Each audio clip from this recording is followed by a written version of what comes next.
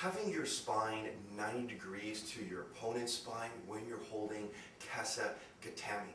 What is Kesa Gatame? It's basically top cross-side. Jason, can I have top cross-side, please? It's basically top cross-side, but I'm sitting. Some people call this a sitting side mount. So I have his head and his arm just like this. I like to have his arm underneath my arm. I'm controlling his wrist with here, my elbow. My forearm goes underneath here, his elbow just like this, and I like to put my hands together. Now, do you see how my hip is really close to Jason's hip? This is a mistake.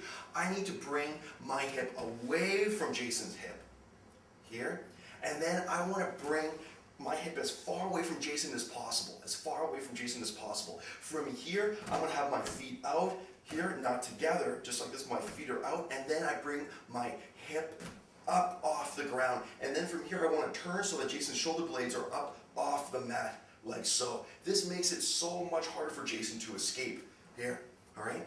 So if Jason, let's actually change that position up. So Jason's going to take up that same position.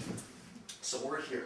And Jason has my head here, like so. Now, let's just say that everything goes wrong for Jason and good for me, and he stays right here, he forgets about my positioning, and I bring my hip close to Jason's hip. Do you see how our spines are more or less parallel? If my hip is close to his hip, it's a really easy escape for me because I just turn and I bridge him over. All right? It's tough. Let's go back there, please, Jake. If his hip is far away from me, go ahead, Jake. Far away. For me just to roll him over, it's really tough. It's really tough. Just like that. So him being 90 degrees to me is really good for Jason.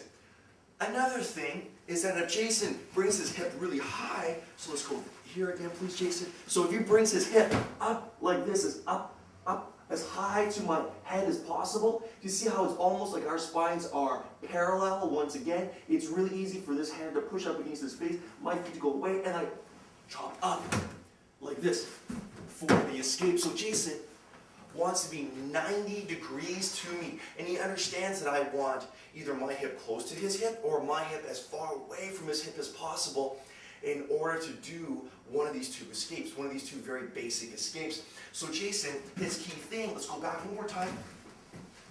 Here, his key thing, let me put this hand underneath. Yes, thank you. Here, he wants his hip 90 degrees. Here, out. He wants his spine 90 degrees to my spine, 90 degrees. So if I'm trying to move, bring your hip up. Bring your hip up. Good. If I'm trying to move this way or this way, you see how? He's roll up like this. Perfect. Thank you, Jason.